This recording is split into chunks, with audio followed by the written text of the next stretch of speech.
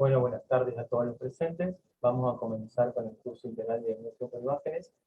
Le voy a dar la palabra a la doctora Alejandra Alzoni, integrante del CEM, que es la que va a hacer la introducción y la presentación del primer presentante. Buenas tardes, doctora. Tiene la palabra, pueden comenzar. Hola Darío, buenas tardes. Bueno, buenas tardes a todos. Vamos a dar inicio, como bien dijo Darío, al curso integral de diagnóstico por imágenes. Y bueno, tengo el agrado de presentar al disertante, que es el doctor Guillermo Fernández. Él es médico pediatra y especialista en diagnóstico por imágenes, y también es docente de la Universidad Nacional del Litoral. Hola doctor, ¿cómo estás? Buenas tardes. ¿Qué tal? Buenas tardes. Bueno, gracias, doctora Alzoni. Bueno, yo quiero agradecer al Colegio Médico, la primera circunscripción de Santa Fe, por la invitación.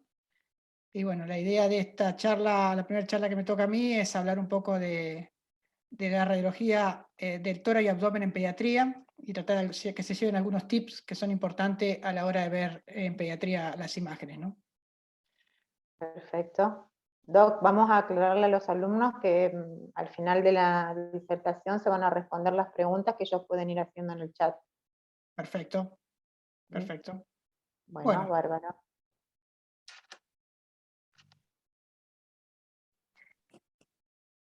Primero quiero arrancar la charla haciendo una breve introducción de algunas cosas importantes que tienen que tener en cuenta a la hora de hablar de imágenes en pediatría.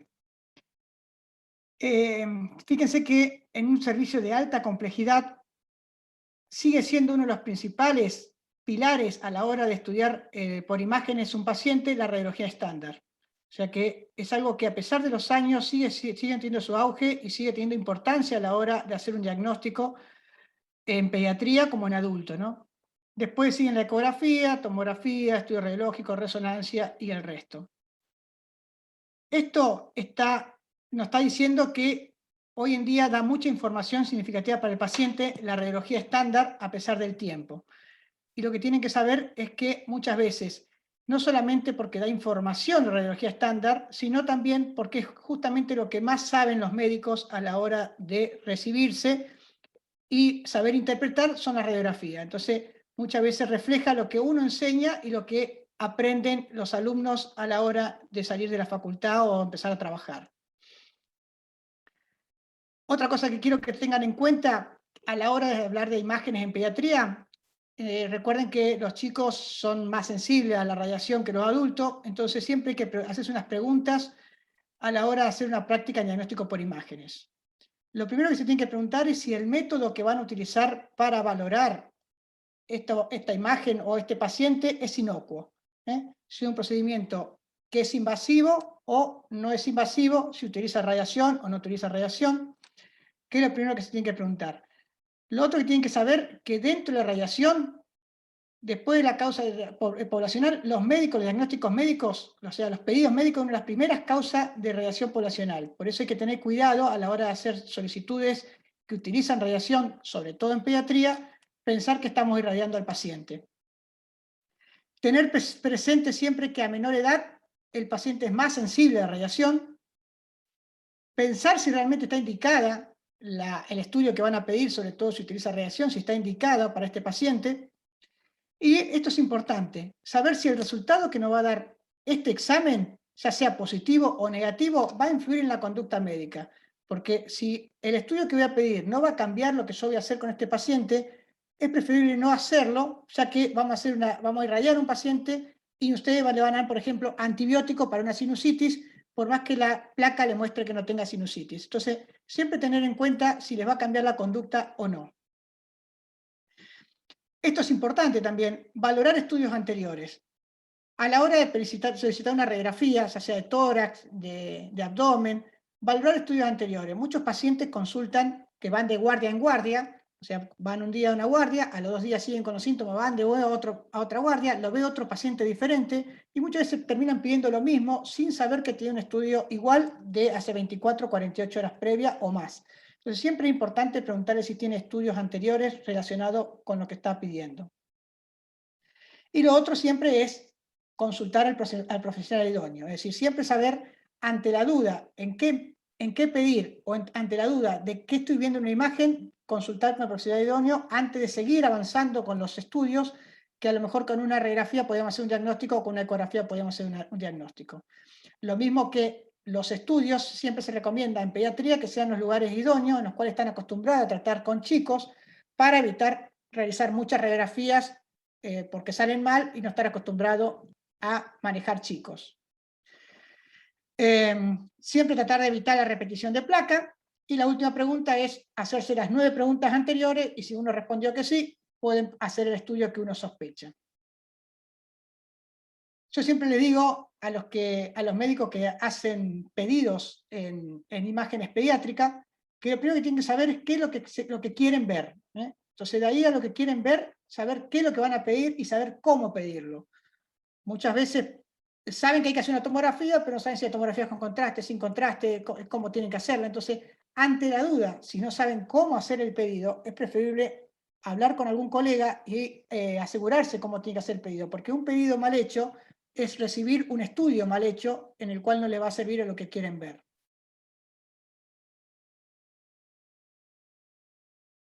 Esto para tanto como para adulto como para pediatría, siempre valorar una placa radiográfica teniendo en cuenta la técnica, es decir, la posición del paciente, la inspiración, la penetración, si está movido o no. Son cosas importantes para no cometer errores por una mala técnica, errores a la hora de interpretar y diagnosticar un paciente, ¿no? Y cuando hacemos una evaluación de la radiografía, siempre seguir un orden. Yo siempre digo, siempre sigan un orden sistemático. Primero el continente, después el contenido, arriba, abajo, como quieran, pero sigan un orden como ustedes están acostumbrados y les sea más fácil, pero sigan el orden. Yo siempre recomiendo continente, contenido, miren el mediastino y dejen los pulmones para lo último, que es donde generalmente hay patología y muchas veces ven la patología de entrada en el pulmón y se enseguecen con eso y no ven el resto de la radiografía. Vamos a empezar de los más chicos a los más grandes. El recién nacido tiene unas características particulares, como ustedes saben, son generalmente cuando están internados por recién nacido que tienen problemas respiratorios, son pacientes que al tener problemas respiratorios enseguida se internan, están en incubadora porque están en neonatología, entonces van a ser pacientes que son frágiles, lábiles, muy sensibles al frío, por lo cual hay que tener cuidado cómo lo manipulamos, porque tienen generalmente muchos catéteres, tienen sensores, entonces hay que tener mucho cuidado. Y como son pacientes que son generalmente con las defensas bajas, hay que tomar medidas de asepsia entre cada paciente y proteger el chasis con una tela para evitar el contagio entre pacientes. No es tarea fácil para el técnico que va a sacar la radiografía, por eso muchas veces van a ver que las radiografías de la neo no son las mejores o perfectas, pero para el técnico no es fácil, sobre todo que muchas veces lo dejan solo a la hora de ir a sacar una placa, el técnico va a gritar rayo, salen todos corriendo y me lo dejan solo al técnico. Esto para que vean algo cotidiano que puede pasar en un paciente en neonatología que le pide una radiografía de tórax. Ustedes se imaginarán que para el técnico no es nada fácil sacar una radiografía de tórax bien hecha, con todos los sensores que tiene, los tubos, fíjense que tiene una sonda, o sea, todas esas cosas que lo imposibilitan movilizar al paciente, hacen que la radiografía a veces no sea la adecuada.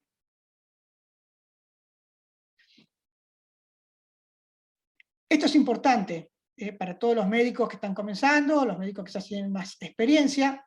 Siempre recuerden que cuando un recién nacido nace, mejor dicho, con dificultad respiratoria, la primera radiografía que hay que hacer no es torácica, es tóraco-abdominal, porque una de las causas de dificultad respiratoria es la hernia diafragmática. Entonces, si usted hace una tóraco-abdominal, pueden llegar a ver el asa, cómo está introduciéndose dentro del tórax. En cambio, si harían solamente una de tórax, ustedes podrían ver imágenes quísticas en el pulmón, podrían sospechar que sería una MAC, alguna malformación dentro, un enfisema, algo dentro del pulmón, pero porque están mirando la mitad de lo que es la placa. Entonces, siempre cuando hay un paciente con dificultad respiratoria recién nacido, la primera radiografía que hay que hacer es tórax abdominal para valorar justamente que no tenga una hernia diafragmática, como en este caso. En los recién nacidos, las placas, las radiografías normales de tórax se ven un poco diferentes a los adultos, por dos razones. Generalmente la inspiración no es tan importante como en los adultos. Después van a ver que las costillas tienden a apuntar hacia arriba, porque está como media descentrada de vértice, las clavículas están por arriba de la cúpula diafragmática, y esto se debe a que al hacerlo en la incubadora, muchas veces los pacientes esto, no logramos inclinar el tubo y hacer que se vean bien como los adultos. Entonces van a ver esta forma, no van a tener los espacios intercostales de los adultos, va a tener un poco menos, generalmente 1 o 2 espacios intercostales menos, y la trama vascular, como los vasos son más pequeños, cuesta ver a diferencia de los adultos.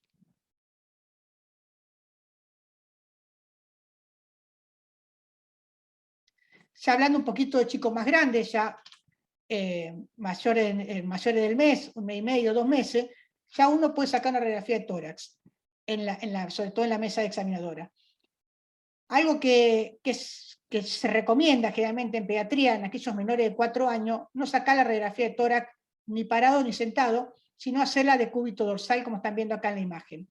Por 2 razones. Una, es fácil sostenerlo para el familiar, le levanta los brazos, es más fácil sostenerla.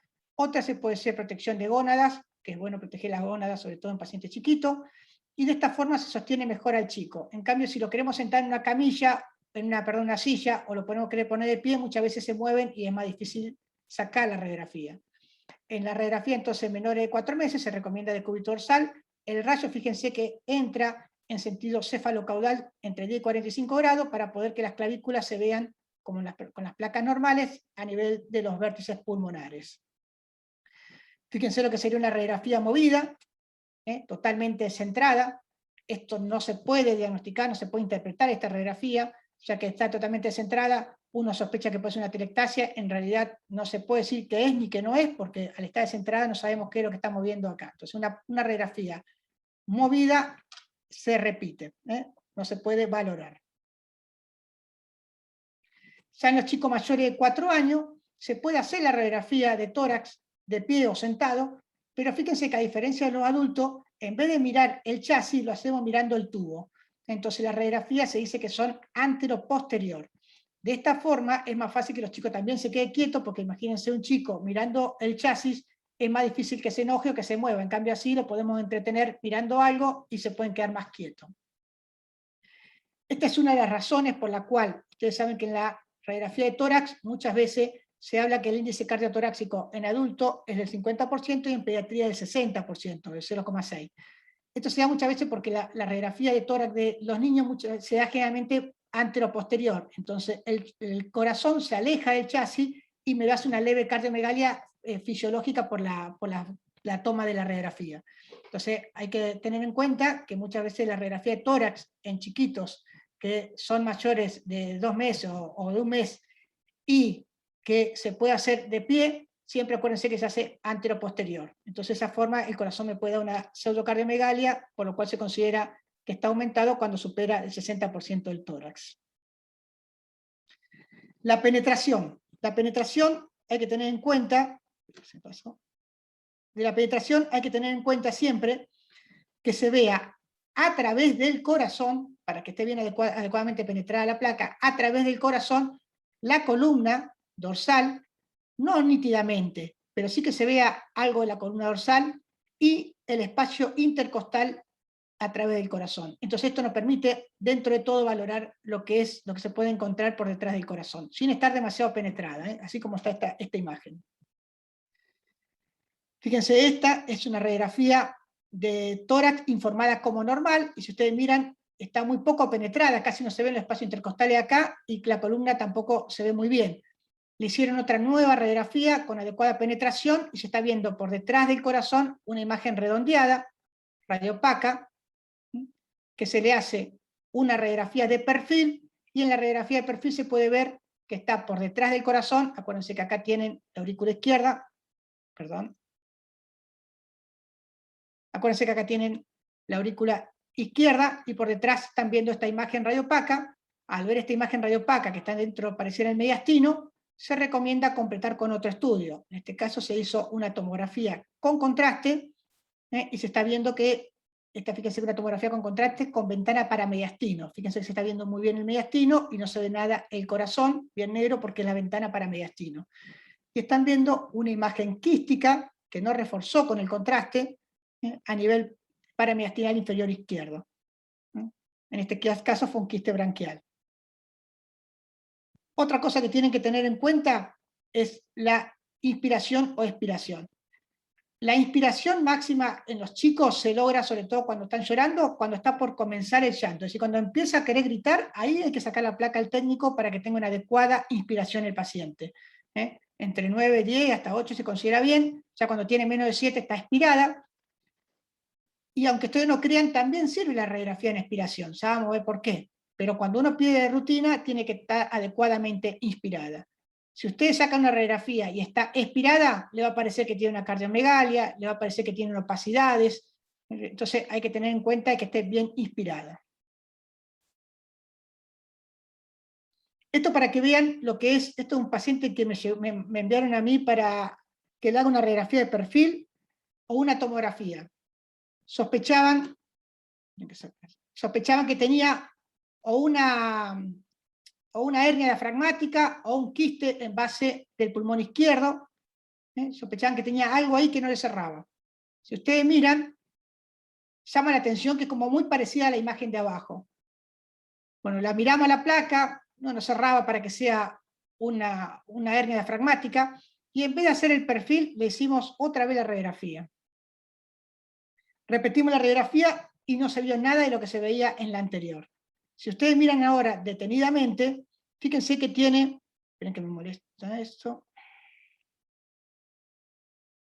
fíjense que tiene doble clavícula, parece que tuviera doble clavícula, lo que es el omóplato también está como movido.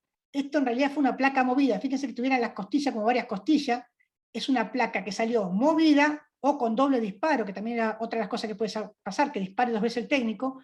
Entonces al sacar doble disparo hizo todo como si fuera doble imagen, y esta imagen que estaba interpretada como patología, que venía para que le haga una tomografía, terminó siendo una mala técnica, y haciendo una radiografía buena se vio que no tenía nada el paciente en esa zona basal izquierda.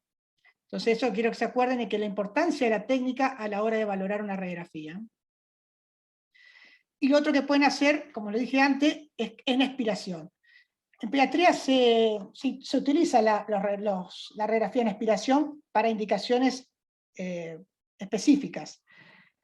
Es muy común en chicos que se pongan cosas en la boca, que pongan juguete, cualquier cosa. Entonces es muy común que tengan aspiración de cuerpo extraño. Entonces cuando uno sospecha que tiene una aspiración de cuerpo extraño y no tiene un endoscopista a mano y quiere asegurarse si tiene algo, le puede hacer una radiografía en inspiración y en expiración. Si tuviera un cuerpo extraño que está obstruyendo el bronquio fuente de un lado, pues, parcialmente va a dejar entrar aire, pero cuando hacemos en expiración no lo va a dejar salir. Entonces vamos a encontrar una imagen muy parecida a esta, que en expiración va a retener, a aumentar la radiolucidez en comparada con la otra que se pone radiopaco. En este caso fue un enfisema obstructivo, que hay que tenerlo en cuenta, que puede ser congénito o adquirido.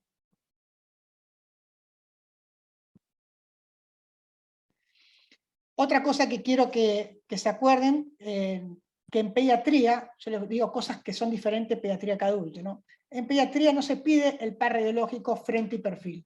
Se pide radiografía de frente, de tórax, y si nosotros nos llama la atención algo, o hay algo que no queremos ver y no estamos seguros, ahí recién se pide el perfil. Nunca de rutina. Justamente para no irradiar tanto al paciente, y porque muchas veces con una radiografía de tórax accedemos al diagnóstico. Por ejemplo, yo sospecho una neumonía, le hago una radiografía de tórax y ya veo la neumonía, ¿para qué quería el perfil si ya la veía en el frente? Entonces se trata de evitar hacer el par radiológico y solamente se pide cuando tenemos dudas. Y las dudas sobre todo salen cuando uno quiere ver sitios ocultos. Los sitios ocultos son aquellos que están por detrás del corazón, si la placa está muy blanda, como la que vimos hoy al principio, entonces hay que buscarla en esta zona. Cuando queremos ver el seno costofrénico posterior, acuérdense que la cúpula anterior del diafragma es más alta que la posterior, entonces esta zona en el tórax no la vemos porque estaría acá, entonces no la vamos a ver en el tórax frente. Después la zona de los ilios, muchas veces cuesta verla en una de frente, que lo van a ver en esta zona, lo que está por detrás de los ilios. Y a veces los chicos no abren bien los omóplatos y los omóplatos se superponen al pulmón, entonces tenemos que buscar en un perfil en esta zona. Eso que están viendo acá radiolúcido en forma de tubo es la tráquea, que están viendo ahí hasta acá que se bifurca. Opa.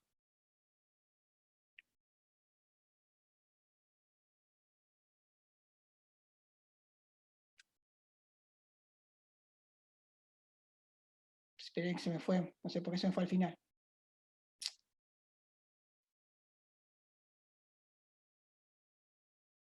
Ay.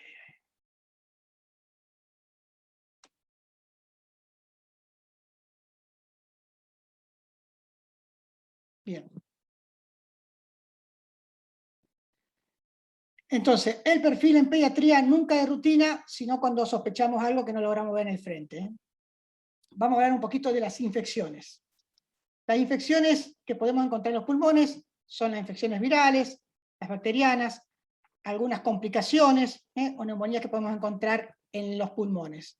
Las infecciones virales por radiología las vamos a ver siempre con un infiltrado intersticial, que lo van a ver como una radiopacidad peribronquial, como que los bronquios están engrosados, que generalmente son pobremente definidos.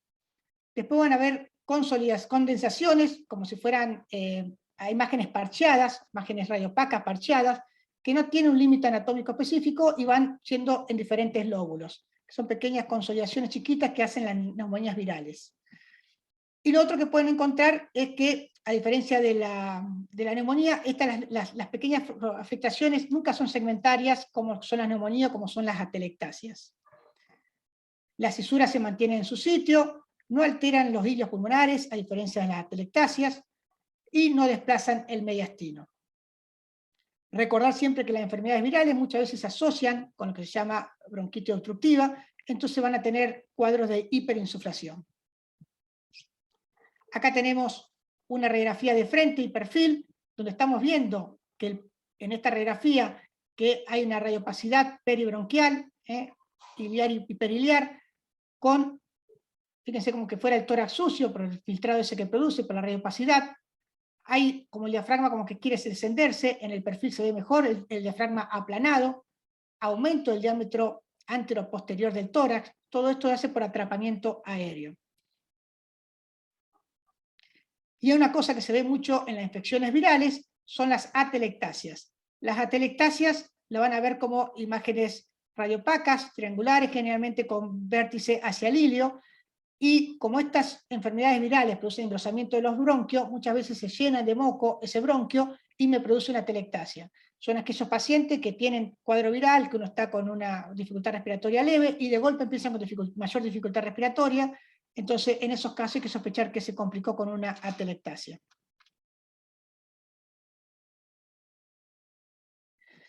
Las infecciones bacterianas generalmente se caracterizan, ¿por qué? Porque afectan un segmento y por los poros de Kohn y de Lambert termina afectando todo un lóbulo. Si uno no hace el tratamiento adecuado, empieza afectando un segmento de un lóbulo y se sigue propagando a los diferentes segmentos hasta afectar todo un lóbulo. Es decir, que respetan un límite anatómico específico, como en este caso un lóbulo que sería superior, medio o inferior. Entonces, siempre respetan la neumonía, generalmente respeta un lóbulo, empieza segmentaria pero termina propagándose, y van a encontrar una radiopacidad en pediatría, una radiopacidad con broncogramas aéreos, que a diferencia de los adultos, los broncogramas aéreos a veces cuestan verlo, porque son chicos los bronquios, entonces cuestan verlo. Entonces van a ver broncogramas aéreos, la radiopacidad, que en este caso afecta a todo el lóbulo superior, y cómo ustedes miran, cómo le diferencio esto a una atelectasia. En el caso que no vean los broncogramas aéreos, porque cuesta ver en pediatría, lo que tienen que mirar siempre es la cisura. En este caso la cisura está desplazada hacia abajo, a diferencia de la atelectasia que estaría traccionada hacia arriba porque se achica el lóbulo del pulmón. Entonces siempre la cisura se mantiene en su sitio o levemente desplazada hacia abajo en el caso que sea el lóbulo superior, como estamos viendo ahí. No altera los hilios pulmonares, a diferencia de la atelectasia, es decir, no tracciona, se mantienen los hilios pulmonares en su lugar, y tampoco desplaza el mediastino, a diferencia de la atelectasia o del derrame, ¿no? Yo voy a darle un cuadro para que vean la diferencia. Entonces la tráquea en su lugar, la radiopacidad no está moviendo la tráquea, entonces uno piensa que esto que estamos viendo acá es una neumonía, ¿no? Una consolidación. Bien. Recuerde que pueden asociarse a derrames pleurales también. Entonces siempre cuando uno, en este caso no se ve el derrame pleural, pero cuando uno sospecha que puede tener derrame pleural organizado, ya vamos a ver las indicaciones de la ecografía, podemos hacer una ecografía y vamos a encontrar el despegamiento pleural, como están viendo acá, con contenido anecoico, así que parece muy ultrasudado, y la consolidación pulmonar. Acá tenemos un paciente que consulta por fiebre, tos, dificultad respiratoria, con hipoventilación en el vértice derecho y con rales crepitantes. Le hace una radiografía y se puede ver que hay una radiopacidad en vértice derecho, que casi no se ve en los broncogramas aéreos, tiene que usar la vista para poder ver los broncogramas aéreos, pero ustedes saben que una atelectasia no es, porque tendría que tener la cisura hacia arriba, y acá lo tengo en su lugar. Y la otra forma de diferenciar una atelectasia de una neumonía o una consolidación cuando son segmentarias, que todavía no afectó todo un lóbulo, es justamente seguir los bordes. Ustedes saben que la atelectasia tiene los bordes netos. ¿Por qué? Porque es todo un pulmón colapsado, entonces tiene los bordes bien netos. En este caso tenemos el borde neto acá, porque está formado por la cisura, y toda esta parte está borrosa, porque está afectando el segmento basal posterior del lóbulo superior, y se sigue propagando la neumonía hacia los otros segmentos, por eso se va a ver borrosa. Entonces, cuando ven un borde neto y el resto borroso, sospechen que es una neumonía. La atelectasia siempre tiene los bordes todos netos, ¿no? Algo para tener en cuenta es que la consolidación, generalmente por neumonía, se desarrolla generalmente en la periferia hacia el ilio, y la imagen radiológica se puede llegar a ver recién a las 12 horas de la clínica. Entonces muchas veces piden la radiografía demasiado rápido, apenas empieza con la clínica, y no lo vemos todavía radiológicamente. Sepan que así como la neumonía tarda en resolverse radiológicamente, el paciente puede estar bien, se puede seguir viendo la neumonía, también tarda en aparecer entre 2 y 24 horas la radiografía, tarda en aparecer la imagen a pesar de tener la neumonía. Vamos a ver los diagnósticos diferenciales entre atelectasia y neumonía para que no se equivoquen y recuerden. La opasificación tiene las dos. Opasificación, acuérdense que cuando hablamos de imagen blanca, se llama opasificación o aumento de la densidad. Entonces acá tenemos una opasificación y acá tenemos otra opasificación. La diferencia en la atelectasia: tracciona la cisura, desplaza un poco la tráquea. La neumonía tiene broncograma aéreo y la cisura la tiende a desplazar y la tráquea no la mueve, la cisura desplaza para el otro lado. Entonces, el volumen de la atelectasia va a estar disminuido, como vimos recién, y en la neumonía, depende del grado de neumonía, puede estar normal o aumentado. Acá lo vemos disminuido, acá lo vemos aumentado. Acá vemos la cisura traccionada, acá no. El mediastino, como dije, la atelectasia desplaza hacia el lado de la atelectasia. La neumonía está normal o rechazada, puede estar. Rechazada en el sentido que sea muy grande la neumonía, si no es muy difícil que rechace el mediastino, ¿no? El diafragma, sobre todo cuando son bajos, cuando son atelectasias bajas, puede producir una elevación del diafragma. En cambio, la neumonía puede estar normal o descendido en el caso que afecte el lóbulo inferior, como vimos recién con la cisura. La cisura, como dijimos, hacia la lesión en la atelectasia, normal o rechazada en la neumonía. El broncograma va a estar ausente, una atelectasia no tiene por qué tener broncograma, y en la neumonía va a estar presente. Bien, estos son casos que son para tener en cuenta. Muchas veces pasa que tenemos un emitórax velado. Un emitórax velado o una repacidad de un emitórax completo es como estamos viendo acá. Y le voy a mostrar tres cosas que pueden pasar que hay que hacer diagnóstico diferencial. Son tres pacientes diferentes. Acá tenemos un emitórax velado del lado izquierdo, con desplazamiento de la tráquea hacia el lado contralateral. Un emitórax velado del lado derecho, también con algo de desplazamiento de la tráquea hacia el lado contralateral. Otro emitórax velado del lado izquierdo, con la tráquea también desplazada. Esto llama la atención, que tiene algo de radiolucidez a nivel del seno costofrénico izquierdo. Así que esto llama la atención para que sea un derrame, que tenga un derrame y esto no esté ocupado. Entonces son criterios que a esto habría que hacerle una ecografía para ver qué es lo que estamos viendo en esta radiopacidad. En esta ecografía se hizo y estamos viendo que tiene una consolidación. Esta es la parte de la consolidación. Estos que están viendo blancos son los broncogramas aéreos que se ven en la neumonía por ecografía, y esto es el derrame pleural. Entonces está teniendo una neumonía importante acompañado de importante derrame pleural. En este caso estamos viendo que hay una importante derrame pleural con atelectasia pasiva del pulmón por el derrame pleural que está teniendo este paciente. Y en este estamos viendo una gran masa heterogénea que está ocupando el emitórax izquierdo, que en este caso podemos sospechar que puede ser un mesotelioma, o algún tumor de la pleura. O sea, acá empezamos en el juego de todos los tumores que podemos tener en pared o en pleura, y entonces en estos casos ya pasamos a otro estudio a hacer una tomografía o una resonancia, depende de lo que consideremos. Pero fíjense que son 3 patologías que producen hemitórax velado de un lado y se merecen seguir estudiándolo con otro método sin pasar tan rápido a la tomografía y la resonancia. Con ecografía podemos hacer el diagnóstico muy bien. Siempre recuerden que en pediatría la ecografía se utiliza mucho y da mucha información. Bien, entonces, tenemos por ecografía, podemos ver cuando hay una consolidación o cuando hay un derrame y qué tipo de derrame podemos tener en estos pacientes. Podemos ver qué cantidad de líquido tiene ese derrame pleural, si es leve, moderado o severo, qué composición tiene el líquido, si es anecoico sospechamos que es trasudado, si es con finos ecos sospechamos que es un exudado, y ya si tiene tabiques ya tenemos que sospechar que es una neumonía complicada. Y lo otro que también, como vimos recién, también podemos ver si hay una masa dentro de la pleura o dentro del hemitórax. Entonces, la ecografía es muy buena para las infecciones, sobre todo de la pleura, cuando hay derrame pleural, porque nos permite saber la localización, y le podemos decir al cirujano dónde tiene que punzar, porque muchas veces son de derrame focalizado o tabicados, entonces hay que avisarle al cirujano dónde es que está el derrame mayor para que punce. Yo siempre les recomiendo a los chicos, a los residentes y todo, que cuando informen derrame pleural, aclaren dónde lo están midiendo. Por ejemplo, si está el despegamiento de 2 centímetros a nivel de la línea axilar anterior, pongan línea axilar anterior, cuarto espacio intercostal, cosa que el cirujano busque ahí y punce ahí, porque si no muchas veces vemos derrame pleural que son posteriores, no le aclaramos que son posteriores, el cirujano se mete en la línea axilar anterior o media, no saca líquido y piensa que no tiene derrame. Siempre hay que aclararle de dónde vimos el derrame. En este caso, fíjense que tiene derrame bilateral. Esta es una ecografía tomando la parte subsifoidea, y estamos viendo esa parte del hígado, estamos viendo que tiene derrame bilateral.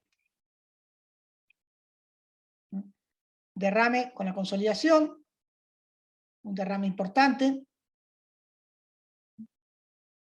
como vimos hoy, contenido anecoico, uno puede sospechar que puede ser más un trasudado, contenido ecogénico, uno sospecha más que es un exudado. Con este contenido yo le recomiendo al cirujano siempre hacer una punción, cosa que si viene purulento le ponga un tubo, pues ya está hablando de que tiene contenido ecogénico, así que puede ser purulento tranquilamente el derrame pleural.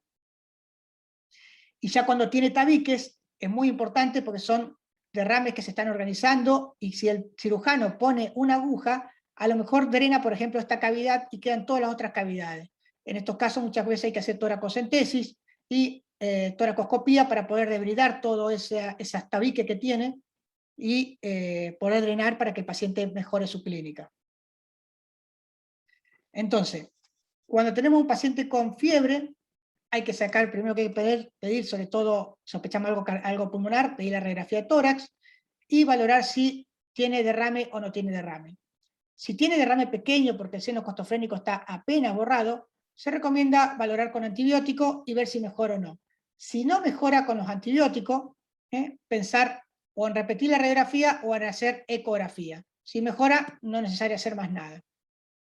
Entonces, si desmejora por la radiografía, porque el paciente no mejoró con los antibióticos, y queremos ver qué pasó con esta neumonía que tenía, y desmejoró, obvio que esto se merece una ecografía. La ecografía está mostrando que tiene un derrame pleural con exudado, necesita sí o sí drenar ese pulmón, y ver qué es lo que tiene que hacer el cirujano, que aparte de la punción se le pone un tubo de drenaje para drenar eso.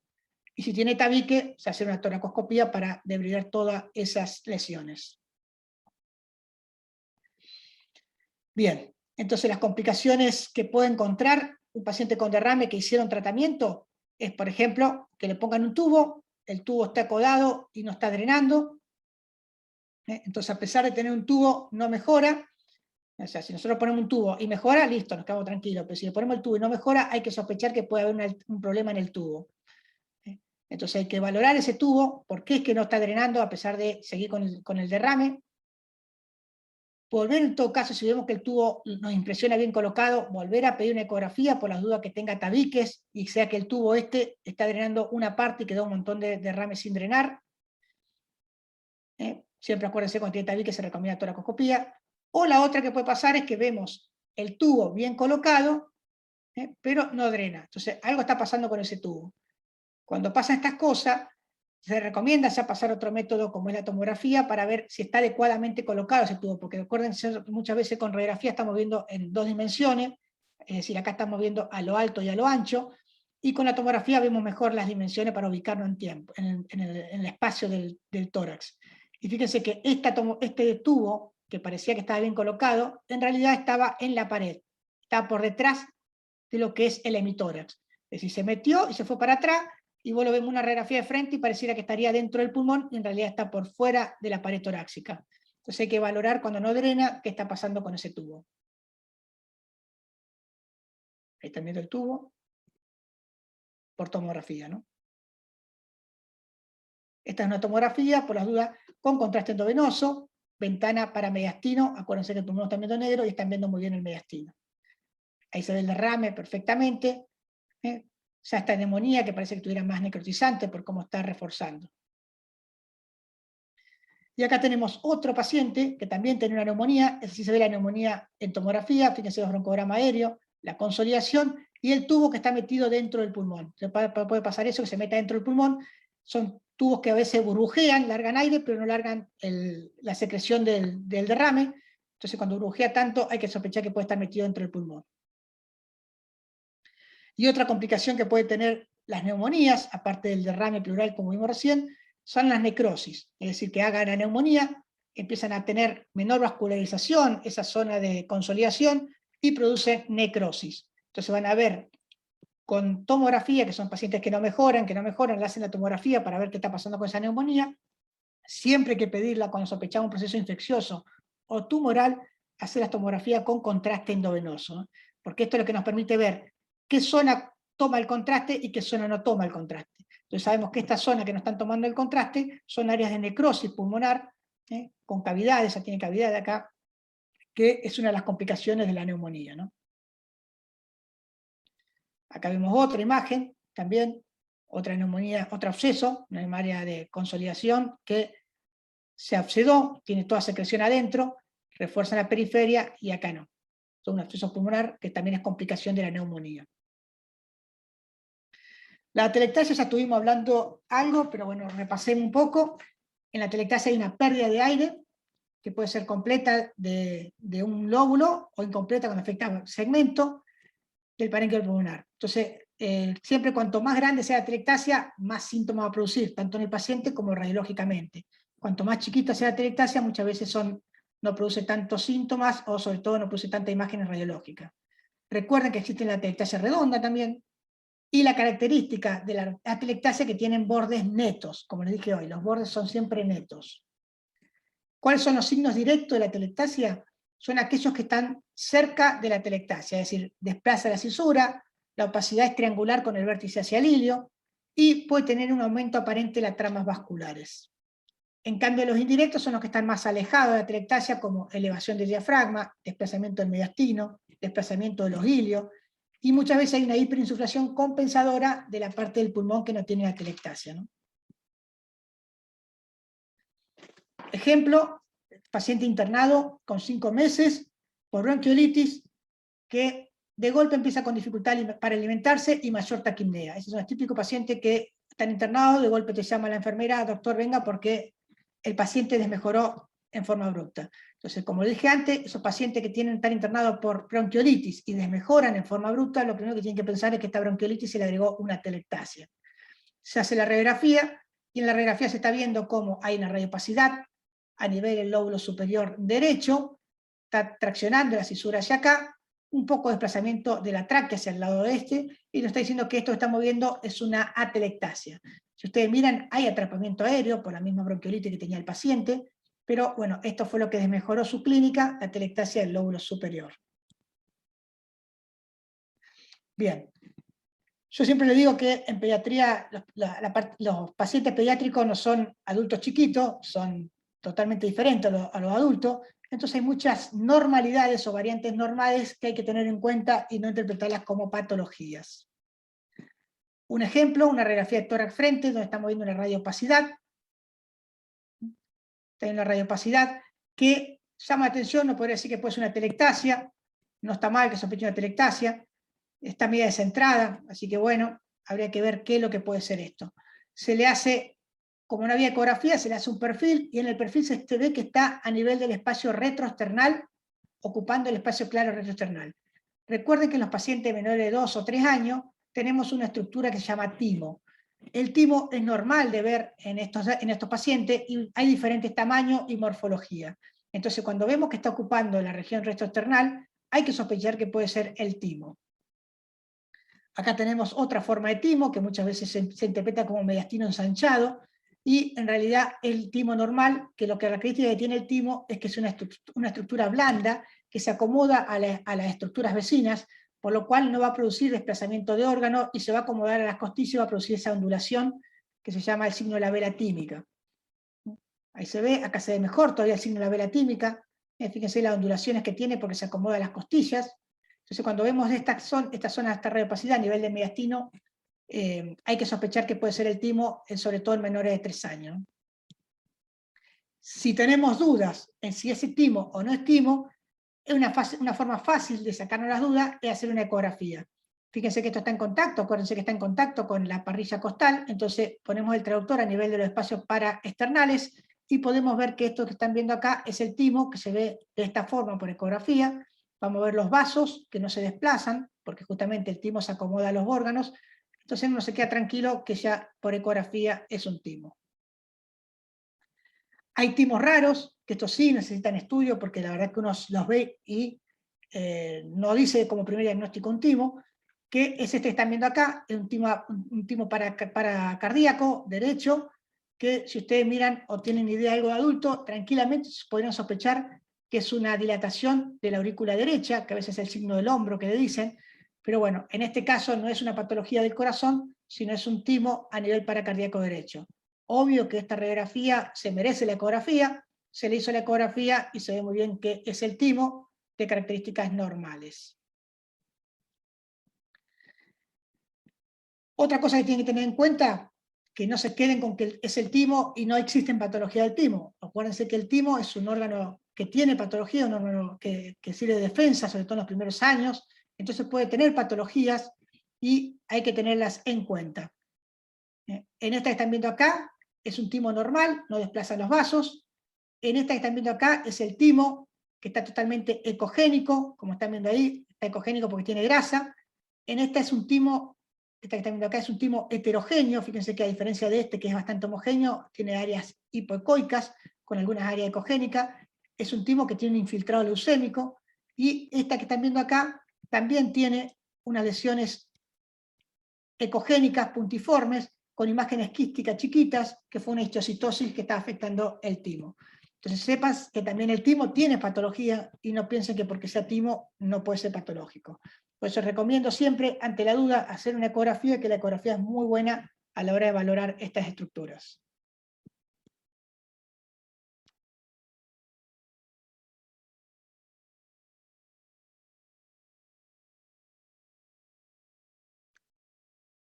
Bien. Ahora vamos a ver un paciente, también para ir despertándonos, voy intercalando con paciente. Episodio febril con tos persistente y pérdida de peso. Ya con pérdida de peso y episodio febril, ya uno tiene que sospechar que no es una infección común. Se le hace la radiografía de tórax, y justamente en la radiografía de tórax se ve cómo hay una radiopacidad a nivel de los ilios pulmonares bilateral. Acá llama la atención como hay un ensanchamiento del mediastino. Se le hace el perfil, y en el perfil pueden ver cómo hay una radiopacidad rodeando todo lo que es la tráquea y el bronquio fuente. Es una radiopacidad que está ocupando la región peritraqueal.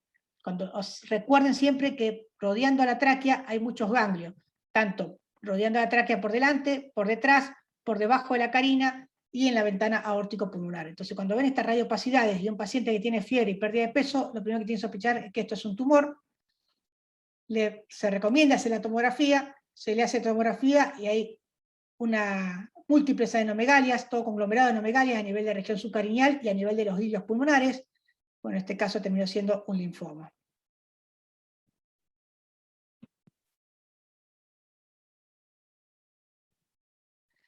Hablando un poquito de las lesiones de torácica, de la pared torácica, sepan que hay algunas cosas a tener en cuenta.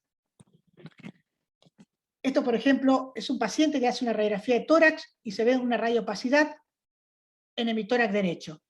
Fíjense que tiene los bordes bastante netos, así que acá la pregunta que se tienen que hacer siempre es si la lesión es de la pared o dentro del pulmón. Hay algo fácil de sospechar, siempre un signo fácil que solía decir que se acuerden. A ver si me deja dibujar.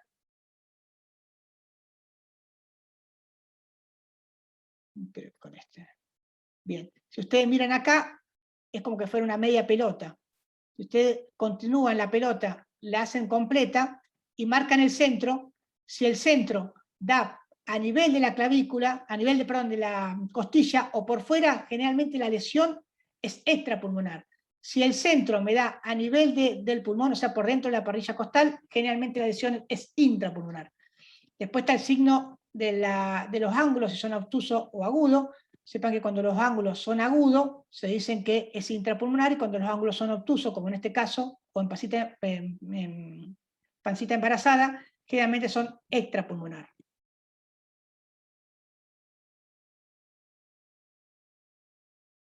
Entonces, en este caso, una radiopacidad que uno sospecha radiológicamente que es extrapulmonar. Si ustedes miran, ¿qué es lo que tiene de bueno? Que la radiopacidad está en contacto con la pared. Entonces, al estar en contacto con la pared, uno puede fácilmente hacerle una ecografía. Nada de tomografía, nada de resonancia. Una ecografía, y con ecografía podemos valorar qué es esta lesión que estamos viendo. Se hace la ecografía, y la ecografía me está mostrando que es un empiema. Un empiema es una infección de la pleura focalizada, más conificada, que va a dar esta imagen anecoica con el engrosamiento de la pleura. Entonces esto se puede punzar, drenar y el paciente mejora. Entonces había una cavidad única con contenido anecoico, con engrosamiento de la pared. En este caso fue un empiema cronificado. Bien, cuando uno tiene una masa torácica, más tirando a la zona mediastinal, hay que valorar con otros métodos, sobre todo la tomografía. La tomografía es un método muy bueno para valorar todo lo que es el mediastino y las lesiones intrapulmonares. Recuerden que cuando sospechamos una masa y queremos saber si es tumoral, infecciosa o qué es lo que estamos viendo, siempre se recomienda hacerla con contraste endovenoso. Y generalmente tienen pocos síntomas, por lo cual, sobre todo cuando afecta el mediastino, generalmente uno lo diagnostica cuando se tienen gran tamaño. Cuando afecta el mediastino, sobre todo posterior, pueden manifestarse con disfagia o estridor, porque afecta sobre todo lo que es la tráquea o el esófago, y muchas veces pueden también tener neumonía recurrente. Uno le hace la radiografía y hay algo que le llama atención y termina siendo la tomografía. En este caso tenemos un quiste parabranquial, acá en la tomografía, y acá en este caso tenemos un linfoma de Hodgkin que está afectando a todo el mediastino con engrosamiento todo de los ganglios, ¿no? Bien, ¿para qué sirve cuando tenemos masas mediastinales la radiografía de tórax? La radiografía de tórax no deja de servir porque tengamos, es justamente el primer diagnóstico, el primer estudio que uno hace y sospecha estas lesiones. Y nos va a servir para ver el tamaño, dónde está, la ubicación, si tiene calcificaciones o no, si hay compromiso de la pared o de la tráquea. Aunque ustedes no crean, da información la radiografía y es el primer eslabón a la hora de estudiar el tórax. La ecografía, yo siempre digo que es el segundo en pediatría, el segundo eslabón, y sobre todo cuando tiene en contacto con la pared o tiene contacto con el mediastino que nos permite ver por ecografía, no dejen de pedirla. Nos va a decir si la masa es quística o sólida, si tiene calcificaciones, si tiene broncograma y es una neumonía redonda, cómo está la vascularización al Doppler. Entonces nos da mucha información. Por ejemplo, miren esta imagen, una radiopacidad redondeada a nivel de mi tórax izquierdo. ¿Qué hacen? Pensaban que era un tumor, no sabían bien qué era, le hacen una ecografía y en la ecografía están viendo que tiene broncograma aéreo. Era una neumonía redonda. En pediatría es común ver neumonía redonda, ¿por qué? Porque como les dije antes, los bronquios son tan chiquititos, tan pequeños, que muchas veces no logra propagarse muy bien por los poros de Coney y el Lambert, como les dije antes, y afectar todo un lóbulo. muchas veces terminan focalizándose en un lugar y no logran propagarse su secreción por los otros segmentos y terminan produciendo estas neumonías redondas. Acá tenemos un ensanchamiento mediastino que terminó siendo timo. Tomografía, como les dije antes, cuando son patologías sobre todo de mediastino posterior, es muy buena la tomografía. Y la resonancia, si bien es buena para lo que es mediastino, tiene sus limitaciones en pediatría. Generalmente hay que hacerlo con sedación. Son estudios costosos que las obras sociales muchas veces no lo aprueban y no permite muy bien valorar el pulmón. A pesar de que ya hay estudios que están valorando el pulmón por resonancia, todavía acá, como por lo menos en Santa Fe, en la Argentina no hay mucho estudio de lo que es el pulmón por resonancia, pero yo pienso que a corto plazo va a haber mucho estudio de pulmón por resonancia.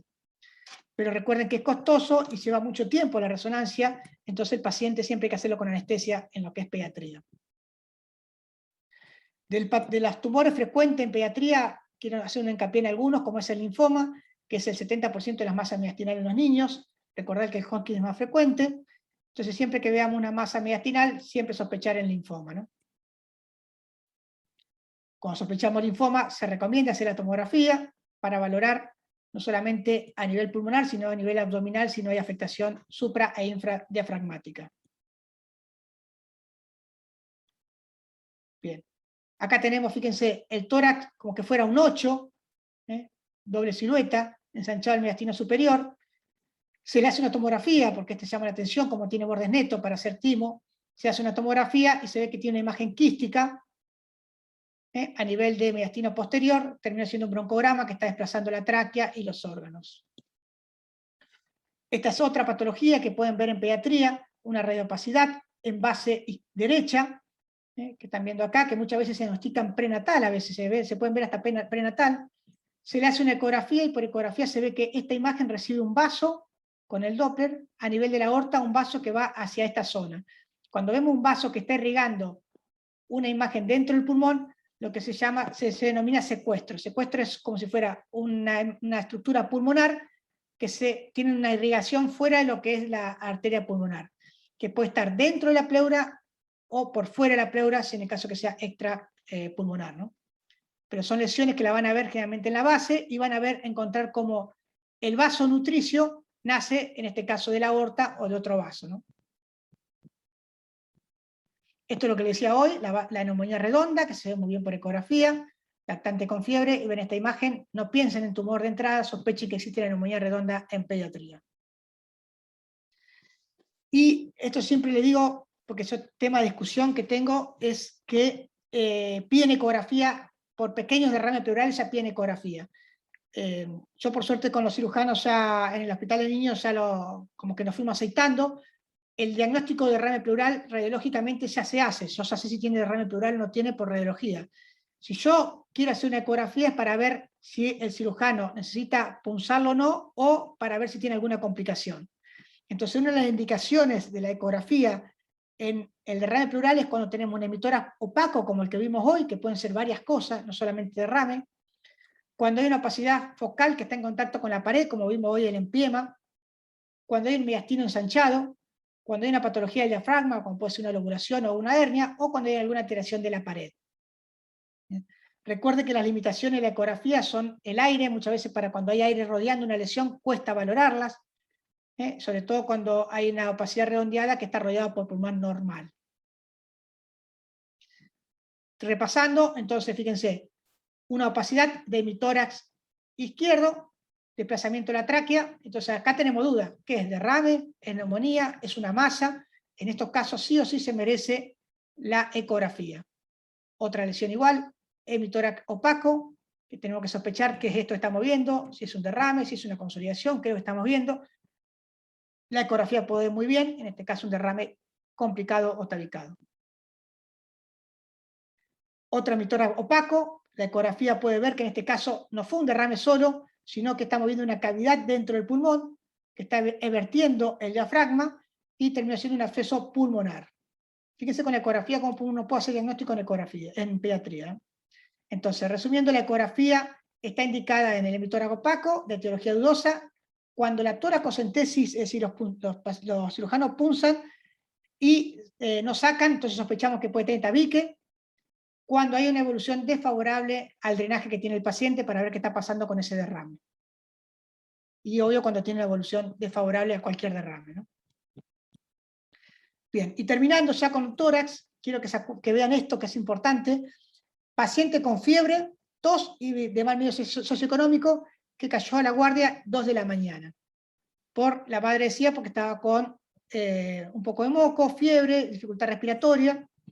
Le hacemos una radiografía de tórax, que uno ve que en la radiografía de tórax tiene un poco infiltrado, uno se podría sospechar que tiene una enfermedad viral, tiene un infiltrado peribronquial, pero si miran detenidamente, que eso es lo que tienen que a veces mirar, que yo siempre les digo, no miren solamente el contenido, miren también el continente. Si miran detenidamente, miren las costillas, tienen fractura. Una fractura acá, otra fractura acá, ensanchamiento de las costillas acá, fíjense en esta zona, están ensanchadas.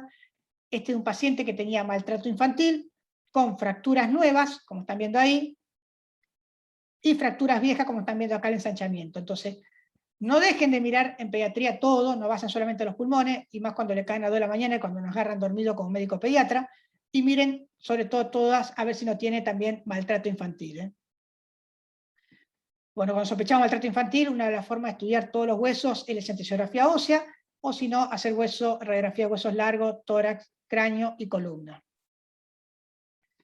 Entonces, para terminar, las imágenes de tórax, lo primero que tienen que estudiar con una radiografía de tórax, si es accesible de ecografía, y para pulmón es muy buena tomografía de alta resolución, y para mediastino podemos estudiar con tomografía de resonancia. Siempre recuerden pedirla con contraste, porque tenemos que diferenciar los vasos, colecciones, tumores, todo tipo de lesión que puede tener el pulmón. Entonces, conclusión, la radiografía simple sigue siendo el examen más utilizado. La técnica radiológica es muy importante, las imágenes juegan un papel fundamental en la patología del tórax. La ecografía en pediatría, acuérdense que es el segundo pilar después de la radiología. Y la tomografía es muy útil para valorar complicaciones, sobre todo eso, o cuando sospechamos tumores. Como terminar la primera charla, un chistecito, acuérdense que el diagnóstico por imágenes va modificándose día a día, va cambiando, pasamos a nuevos métodos, dentro del método van mejorando nuevas técnicas, entonces como que nunca terminamos de aprender algo y aparece algo nuevo. Bueno, no se duerman, vamos a hacer un break de 10 minutitos, 10 minutitos y seguimos con abdomen, si les parece. No sé si quieren hacer las preguntas ahora de esta tarde, de esta parte, o al finalizar abdomen. Sí, Doc, te hago un comentario. Sí. Porque no estoy viendo preguntitas en el chat por ahora. Bien. Pero un comentario del principio que me parece muy importante. Sí. Vos dijiste que nos ibas a dar tips, y yo creo que es muy criterioso, que la verdad que no lo tenía en cuenta, eso de pedir la placa, solamente la placa de frente primero, y después porque es como un habitual que uno pida. Parece que automáticamente pide siempre un frente y un perfil, y con poco criterio. Sí, y eso me parece un aporte muy importante. Y que bueno, que no deja de ser un método complementario, que bueno, justamente hay que pedirlo oportunamente, ¿sí? Perfecto, es así. Por esta cuestión de que son niños. Yo por suerte, como me formé más en el diagnóstico de imagen pediátrico, trato de inculcarle mucho a los pediatras eso de la radiación, ¿viste? Que hay que tener mucho cuidado. Hoy en día hay una camada de que se está tratando de enseñar mucho eso de la radiología en pediatría, tener cuidado. Así que creo que está dando sus frutos. Bueno, me alegro. Bueno, descansamos un ratito entonces. Sí, queda abdomen un poquito más corta, abdomen, así que no se preocupen, no va a ser tan larga, un poquito más corta, que interesante también. Bueno, Darío, ¿cuánto? Quería hacer una consulta. Sí. Bueno, perdón. ¿Escucho? No, Arturo Serrano, doctor, un gusto. Sí, ¿qué tal? Ratificando lo que decía Alejandra, la clínica es soberana, y usted también lo había dicho en su momento, porque es cierto, a veces en los primeros estadios de la neumonía, la placa no nos, al contrario, nos confunde porque no tiene imagen. Claro. Entonces, por eso es que ante la sospecha, posiblemente, y ante la potencial gravedad, a veces es necesario medicar y después confirmar, ¿no? Claro, sí. Sobre todo depende de dónde estamos trabajando. Muchas veces, bueno, yo que hice pediatría, trabajamos en un dispensario muchas veces y manejamos con la clínica. O sea, la radiología la dejamos a veces cuando se nos complica la cosa. Muchas veces ni pedimos radiología y nos manejamos con la clínica. Tal cual. Yo Que es lo estoy en un importante. medio rural en Santo Domingo y si bien tenemos radiografía y yo hacía radiografías, ahora me jubilé, las placas directas me salían más o menos bien y ayudaban, pero a veces me confundían. Entonces esperaba, lo usaba más bien para confirmar, es cierto. Claro, claro. Es así.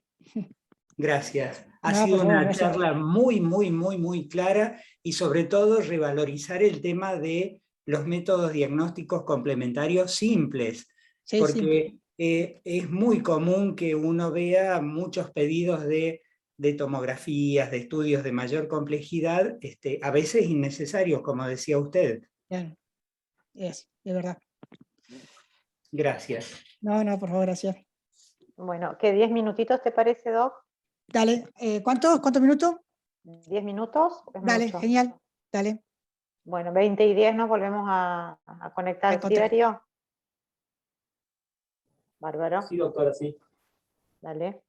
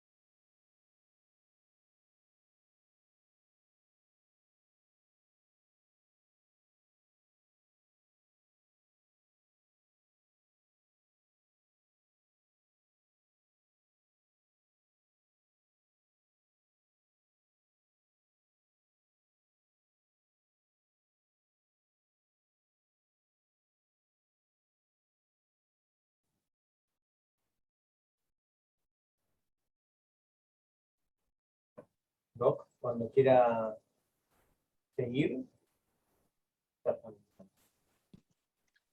Dale, Darío, Dale. está muy bien. Ya estamos en tiempo. Dale, Doc. Bueno, vamos a seguir así no se hace tan largo.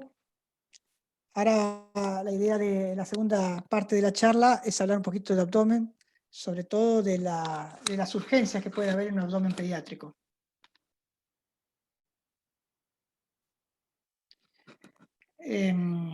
Como pregunta que se tienen que hacer siempre, que se tiene que hacer es, como siempre digo, lo importante de la clínica, antes de comenzar cualquier estudio por imágenes, de algún abdomen o de cualquier parte. ¿Con qué estudio por imagen comienzo a estudiar un abdomen agudo? ¿Cómo solicitar el estudio? Y si es lo mismo una radiografía de abdomen de pie o acostado a la hora de pedir, que saber que no es lo mismo, y sabemos ver por qué no es lo mismo. Bien, como pueden ver en esta radiografía, que está de cúbito dorsal, lo que uno puede tratar de ver cuando está acostado el paciente es más la anatomía. Yo siempre le digo a los estudiantes y todo que no es lo mismo una radiografía de abdomen de pie que acostado. Cuando está acostado, la estructura anatómica se distribuye mejor en lo que es la cavidad abdominal y de esa forma uno puede valorar alguna masa o alguna lesión de tipo ocupante de espacio. Podemos ubicarla bien donde está de acuerdo a la anatomía normal.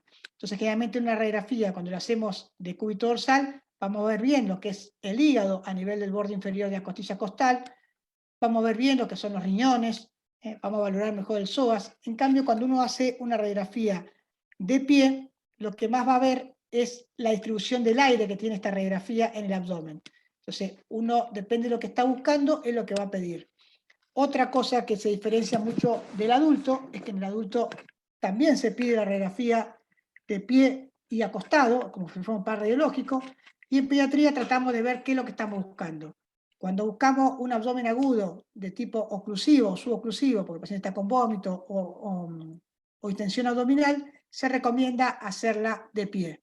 En cambio, cuando estamos tocando una masa, clínicamente tocamos una masa o por ecografía o algo vemos, saben que tiene una masa, ahí se recomienda hacerla de cúbito dorsal.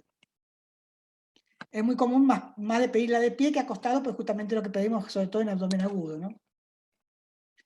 Y la radiografía de tórax frente, tampoco en pediatría se pide de rutina, sí se pide cuando uno sospecha, por eso siempre les digo yo a los estudiantes, el abdomen se empieza estudiando por el tórax, ausculten el tórax antes de valorar el abdomen cuando viene con dolor abdominal, porque muchas veces son neumonías que terminamos sospechando una cirugía abdominal y son neumonías basales. Entonces ausculten el tórax, si el paciente tiene rales o está con tos, catarro y fiebre, también piden una radiografía de tórax para ver si no tiene una neumonía basal. Y en segunda línea, la ecografía, que también da mucha información en abdomen. ¿Qué es lo que queremos tratar de saber cuando hay un abdomen agudo? Si el tratamiento es quirúrgico o clínico. Vamos a ver algunas cositas de acuerdo a cómo se pueden presentar los pacientes. Paciente con vómito y distensión abdominal. Cuando el paciente tiene vómito y distensión abdominal, uno lo que tiene que sospechar es que si este paciente tiene una obstrucción del intestino, entonces tenemos que saber si la obstrucción es por un origen mecánico o por un origen paralítico. Generalmente los ilios mecánicos lo que producen no son una obstrucción, de ahí en forma distal va a tener un silencio, porque no va a pasar el aire, va a haber un silencio, y de ahí en proximal va a tener niveles hidroaéreos porque no se va a distender las asas. Entonces depende de la obstrucción, es donde vamos a encontrar los niveles y donde vamos a encontrar el silencio aéreo. Los paralíticos, generalmente por hipopotasemia o por otras causas de tipo paralítica, generalmente va a haber una distensión generalizada de todo el intestino, con aumento de lo que es el colon transverso, sobre todo el colon transverso y el marco colónico, el que más va a estar aumentado. Yo siempre, como le digo a los estudiantes, esto es, en medicina sabemos que 1 más 1 no es 2, sepan que hay un hilo paralítico que produce en esta región, como es la pancreatitis produce un hilo paralítico regional en esta zona, y también sepan que existe un hilo mecánico que también producir esta imagen, porque es un hilo por una obstrucción a nivel del recto, también va a producir una dilatación del marco colónico. Pero en forma generalizada, como que sepan que cuando está muy distendido todo el intestino y el marco colónico, sospechen que puede ser un problema del potasio, algún problema del tipo paralítico, y si no, sospechen que puede ser un problema más mecánico. Otra causa de distensión que puede haber en pediatría, y vómitos a veces son los cuerpos extraños, ingesta de cuerpo extraño. Recuerden que el cuerpo extraño, cuando un paciente ingiere un cuerpo extraño, los lugares donde puede obstruirse un cuerpo extraño en pediatría son los lugares de estenosis anatómicas normales, como es el esfínter esofágico superior, esfínter esofágico inferior o cardia, píloro y válvula ileocecal. Generalmente cuando hay un cuerpo extraño, lo que hay que ver qué tipo de cuerpo extraño puede tener este paciente. Se dice que cuando son pilas o son elementos punzantes, se recomienda sacarla antes que siga avanzando porque corremos más riesgo de que haga una perforación o alguna peritonitis, y mientras que por endoscopía se pueda sacar, se trata de sacar. Cuando son cuerpos extraños que no producen daños en el intestino, muchas veces se va controlando cómo va, clínicamente se va controlando, cómo se elimina ese cuerpo extraño. ¿Por qué repito esto de clínicamente? Si nosotros vemos un paciente y le vemos un cuerpo extraño a nivel centro abdominal, que ya por endoscopía no llegamos, no hay que pedirle radiografía seriada a las 24, 48 horas, 60, a los 4 días para ver si lo eliminó. Uno lo hace clínicamente con los signos de alarma. Lo que tiene que decir al paciente es, si presenta, sobre todo que hablamos con la mamá porque son pediátricos, si presenta vómito, distensión abdominal o abdomen doloroso, los consultan a la guardia y valoramos a ver cómo está. Si el paciente no presenta ninguna urgencia de todas esas, uno lo puede ir controlando clínicamente hasta que se elimina tranquilamente el cuerpo extraño. Entonces la pregunta que se tiene que hacer siempre que hay un cuerpo extraño es ¿qué tipo de cuerpo extraño es el que están viendo? Y dónde está ubicado a la hora que hacen la radiografía. Otra causa de obstrucción y vómitos en pediatría es el píloro. El píloro es una hipertrofia de un músculo que tenemos normalmente, que es la salida a nivel del estómago, que puede llegar, al estar hipertrofiado, me obstruye la luz y no me va a dejar vaciar el estómago. Estos pacientes van a tener muchos vómitos, sobre todo alimenticio y en chorro, y van a tener disminución de peso. El diagnóstico de píloro hoy en día se hace con ecografía, ¿no? Uno puede sospechar por radiología cuando hay la doble burbuja aérea, perdón, cuando tiene una cámara gástrica distendida, y hay que hacer diagnóstico diferencial con válvulas de duodeno, que se tendrían las doble burbuja aérea. ¿Cómo hacemos por ecografía? Muy fácil, el paciente puede comer, no hay problema, puede comer, pero justamente lo quiero ver cómo vacía el estómago, y hacemos un corte longitudinal y un corte transversal a nivel del píloro, y medimos este píloro. Generalmente se considera patológico cuando el espesor del músculo, que es esta imagen hipoecoica que ven acá, mide 3 o más milímetros, y cuando la longitud del píloro mide 15 o más milímetros. La mnemotecnia es, acuérdense, de píloro del pi, no sé si saben de matemática, 3,14, ¿se acuerdan que pi es 3,14? Entonces acuérdense que 3 vendría a ser el espesor, y 14 es la longitud, que cuando es más de 14 se considera patológico. Lo más sensible para valorar el píloro siempre es el espesor muscular. El espesor muscular es lo más sensible, que tiene que estar engrosado. ¿Por qué le digo esto? Porque hay veces que se dan espasmos pilóricos, que me aumenta un poco la longitud, pero el espesor muscular se mantiene normal, uno sospecha que puede ser un espasmo pilórico. Siempre es bueno que esta ecografía lo haga alguien entrenado, porque es lo que más le permite saber diferenciar todas estas patologías del píloro. Seguimos con las causas de vómitos. Otra causa de vómito en pediatría es la invaginación intestinal. La invaginación intestinal generalmente se da entre los 6 meses y los 4 años, y el 90-95% son idiopáticas, es decir, que no tienen una etiología que lo produce. Y cuando un niño tiene invaginación intestinal y ya tiene más de 4 años, ya tenemos que sospechar que sí hay algo que lo está produciendo, y son las causas secundarias, que pueden ser un divertículo de Meckel, una duplicación, un pólipo, un linfoma, una fibrosis quística, o a veces están asociadas a síndrome urémico hemolítico o púrpura de Solingen-Hutz. Como dije antes, muchas veces no tenemos ecografista. Uno, cuando sospecha una invaginación, se puede hacer directamente la ecografía para hacer el diagnóstico, pero si estamos en un lugar que no tenemos ecografía, la radiografía da mucha información. ¿Y qué es lo que tenemos que buscar en la invaginación? Que no siempre se ve, no porque lo vean en esta radiografía lo van a ver siempre, pero si lo logran ver, se hacen el diagnóstico de invaginación, van a ver el signo del tiro al blanco, que van a ver el intestino por fuera, que está distendido, y el intestino adentro, que lo están viendo ahí, por eso se llama tiro al blanco.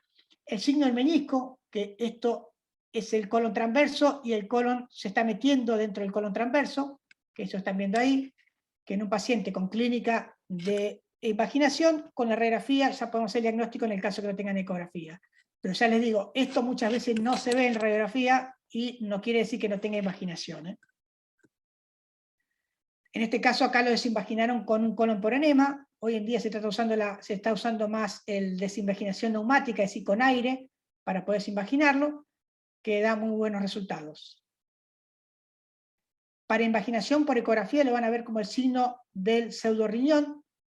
Para los que conocen algo de ecografía, el riñón tiene una corteza que se va a ver hipoicoica y una medular que se va a ver ecogénica. Entonces esta imagen es muy parecida al riñón, pero no es el riñón, ¿no? Por eso se llama la imagen del pseudoriñón. Y cuando hacen cortes transversales también se ve como parecido una imagen en diana o en tiro al blanco también, que esto blanco que están viendo acá es el intestino invaginado y esta es el asa que recibe el intestino. En esta imagen se ve muy bien axial, esta es el asa que está por fuera, el asa que está dentro invaginándose y el meso del asa esta que también se está dentro del asa invaginándose. Le dicen tiro al blanco, de rosquilla, tiene varios signos ecográficos. Entonces, cuando un paciente sospechamos que tiene muchos vómitos, puede tener distensión, puede estar irritable, pues es un paciente que pasan de estar irritable a estar somnolientos, y lo característico es la materia fecal en jalea de Roger, que dicen roja, bien roja como están viendo acá, lo primero que tienen que sospechar es que está invaginado. Si no ven nada por radiografía o tienen una ecografía a mano, le pueden hacer la ecografía y el diagnóstico se hace muy bien por ecografía. ¿Qué es lo que hay que ver a veces por imágenes? Es si se puede desinvaginar neumáticamente o le decimos al cirujano, para que esta invaginación está complicada, ya lleva mucho tiempo, yo te recomiendo que entre a quirófano porque lo más que seguro que si lo desinvaginás puede tener necrosis del intestino y terminás complicando la invaginación. Entonces lo que tenemos que buscar es, por ecografía, tenemos que ver si no tenemos, si no tiene Doppler la pared, si no tiene mucho líquido libre el interasa, y por radiografía, si no tenemos el signo del reboque, que va a ver cuando las gasas están pegadas una con la otra, o tiene un hilio muy importante ese abdomen. Estas causas de hilio quiere decir que se lleva mucho tiempo esta invaginación y va a producir una importante distensión del intestino con el signo del reboque, que me está hablando de que esa invaginación lleva mucho tiempo y uno tiene que abrir el ojo de que a lo mejor no conviene hacer neumático, sino entrar al quirófano. Bueno, esas son las causas más comunes que quería que sepan de lo que son causas de vómitos en pediatría. Ahora vamos a ver dolor inespecífico, que en pacientes que muchas veces tienen riesgo de litiasis biliar, que producen más dolor en el cuadrante superior derecho. A mí, como verán, la radiología como que me da bastante información, por eso quiero cebarles a ustedes, porque yo siempre digo, no sé dónde van a trabajar el día de mañana, entonces no siempre van a tener un ecografista a mano, o una tomografía o una resonancia. Entonces la radiografía le va a dar mucha información y le quiero mostrar algunas cosas que son importantes. Este paciente, por ejemplo, uno sospechaba que tenía cálculo biliar por la clínica, le hace una radiografía de cúbito hacia acostado, y estamos viendo una imagen radiopaca en el cuadrante subcostal derecho. Fíjense que está el borde del hígado, uno tranquilamente puede decir que es la vesícula, pero sepan que en este cuadrante también tienen el riñón. Entonces, muchas veces no sabemos si esta imagen cálcica está en la vesícula o está en el riñón. Hay dos formas de ver si está en la vesícula o en el riñón. O hacer una radiografía de perfil. Si le hacemos una radiografía de perfil, si está en el riñón, se va a proyectar a la vértebra, hacia la columna. Y si está en la vesícula, se va a proyectar por delante de la columna. Y si no, lo otro que podemos hacer es hacer una radiografía de pie. Al hacer de pie, como es la vesícula que está libre, como está como flotando de alguna forma, como el hígado, cuando uno se pone de pie, va a descender esa vesícula y vamos a ver cómo el calculito desciende, en cambio las renales generalmente quedan ubicadas en el mismo lugar. Entonces una forma de saber si esta imagen radiopaca es de la vesícula o del riñón es hacer o un perfil o una de pie acostado para verlo bien. Eso en cuanto no tengan ecografía. Si esto sospechan que es una litiasis, obvio que con ecografía hacemos el diagnóstico. Bueno, por ecografía, cuando sospechamos litiasis, vamos a encontrar una imagen ecogénica que puede tener sombra acústica posterior, como en este lado, y va a valorar siempre la pared de la vesícula para ver si no está haciendo una colicistitis. Si la pared de la vesícula está engrosada, uno sospecha que tiene una colecistitis. Y acá tenemos también imágenes ecogénicas, pero fíjense que no se mueven, están pegadas a la pared, que son pequeños pólipos parietales, por eso siempre es bueno movilizar al paciente para un costado o para el otro, para ver si la litiasis se mueve o está quieta, y en esos casos cuando está quieta tenemos que sospechar que pueden ser pólipos y no cálculos. Bien, acá tienen para ver algunos ejemplos de patología de la vía biliar. Vesícula normal, pared fina, contenido anecoico, presencia de barro biliar, fíjense esta imagen ecogénica que no produce sombra, presencia de barro biliar, vesícula con pared desengrosada, una colecistitis, y vesícula, perdón, acá estamos en el colédoco con dilatado, con litiasis en su interior, fíjense ahí está el colédoco con la litiasis en su interior, que siempre lo que hay que buscar cuando sospechamos litiasis en la vía biliar, en la vesícula, ver si no tiene la vía biliar. Bien, esto no quiero que se sepan, pero sepan que hoy en día se está viendo mucha litiasis en la vía biliar y en la vesícula, que a lo mejor antes no es que no se veía, sino que no se sospechaban, pero fíjense la cantidad de causas que puede haber que pueden producir litiasis en la infancia. Antes se veía más en adultos, hoy en día en pediatría estamos viendo mucha litiasis y muchas pancreatitis también por causa de litiasis, entonces hay que tenerla en cuenta o abrir más el ojo que antes a lo mejor no se tenía en cuenta. Seguimos. Otra causa de dolor abdominal, pero ya un dolor cólico de flanco izquierdo que se irradia hacia fosa ilíaca izquierda o testículo. Vamos a ver qué podemos encontrar. Entonces, cuando vemos esa imagen, lo primero que tenemos que sospechar que puede ser un cálculo a nivel renal, y lo vamos a buscar a nivel de la desembocadura de la vejiga del uréter, o siguiendo siempre lo que es la apófisis espinosa, sigan la apófisis espinosa todo por el costadito y por acá va siempre el uréter. Entonces sigan una radiografía de abdomen, sigan esta imagen, todo este borde, y busquen si no tiene imagen radiopaca. Si ven una imagen radiopaca, como se está viendo acá, lo primero que tienen que sospechar en un paciente con dolor cólico es que tiene un cálculo renal. Cuando tiene cálculo renal, bueno, por ecografía lo que van a buscar es el calculito, como están viendo acá, en la desembocadura del uréter, el cálculo con la sombra acústica posterior, y valorar cuánta dilatación tiene ese riñón, o sea, cuánta obstrucción está produciendo ese cálculo. Entonces van a valorar los riñones, que en este caso tiene dilatados los cálices. Otro abdomen agudo que pueden encontrar es dolor periumbilical, que se irradia a fosa ilíaca derecha, o dolor epigástrico, que se irradia a fosa ilíaca derecha, y como saben todo, lo primero que tienen que sospechar es apendicitis. Recuerden que la apendicitis, el diagnóstico es clínico, se pueden apoyar en el abdomen y el laboratorio, pero siempre la última palabra la tiene el cirujano. Si yo, por ejemplo, por ecografía no le veo la apendicitis, la radiografía no me dice nada y el cirujano sospecha apendicitis, él es el que tiene la última palabra y generalmente lo terminan operando a pesar de que yo no veo nada por ecografía, porque el diagnóstico es clínico.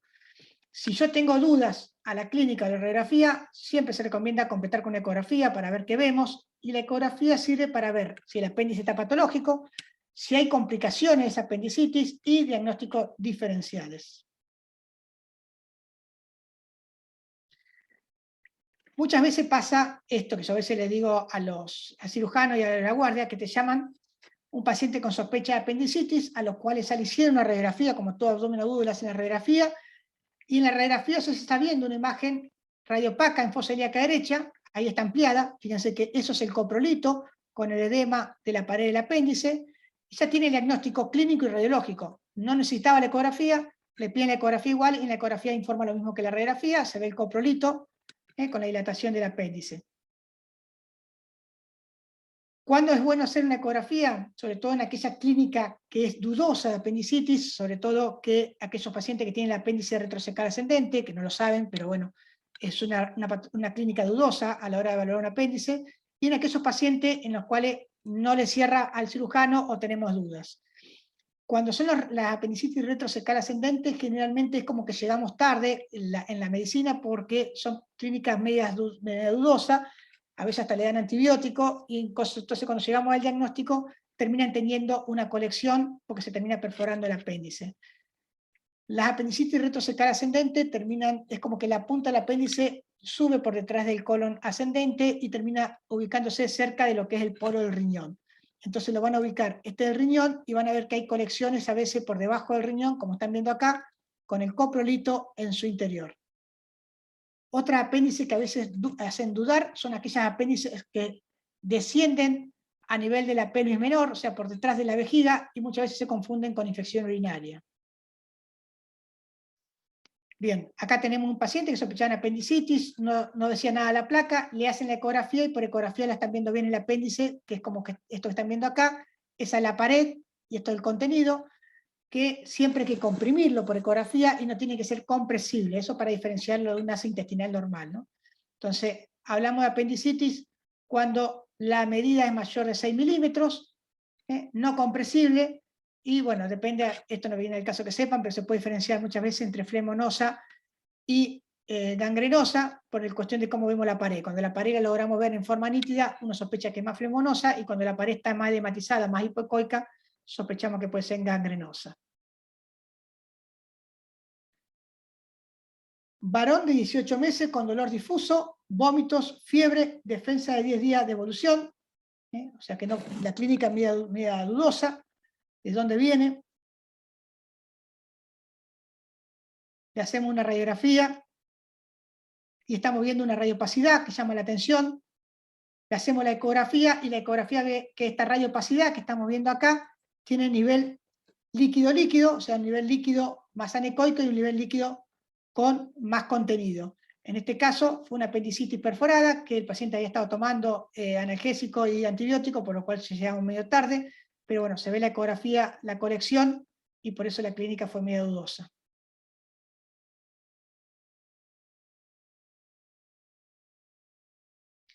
Entonces siempre recuerden que la apendicitis complicada la podemos encontrar o con un absceso o con un plastrón. Un plastrón también lo podemos encontrar, que son imágenes más heterogéneas, y la colección son imágenes más anecoicas.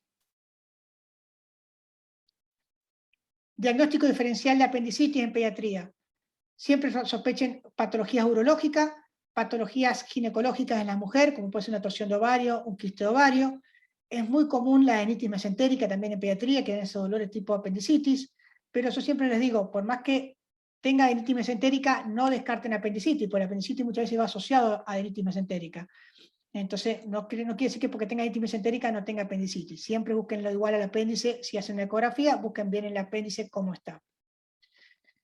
Entonces, enteritis regional, enitis mesentérica, tiflitis, que se da en los pacientes neutropénicos, sobre todo, que es un engrosamiento del ciego, por eso da dolor en fosa ilíaca derecha, patología ginecológica en la mujer y patologías urológicas. Cuadro con un síndrome febril prolongado, dolor, contractura en miembro inferior derecho, que tiende a ir en fosa ilíaca, más fosa ilíaca o flanco derecho, hacia la región inguinal. Muchas veces a estos pacientes les cuesta caminar o renguean,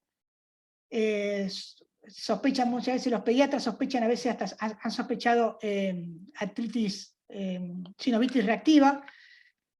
Entonces yo siempre le digo a los que hacen ecografía que cuando un pediatra le manda una ecografía para por sinovitis reactiva porque el paciente presenta renguera, no se olviden de estudiar el abdomen, porque una de las causas de renguera en pediatría no solamente es la sinovitis reactiva de cadera, sino también el psoas y el neuroblastoma. El neuroblastoma también irrita lo que es el psoas y también produce renguera.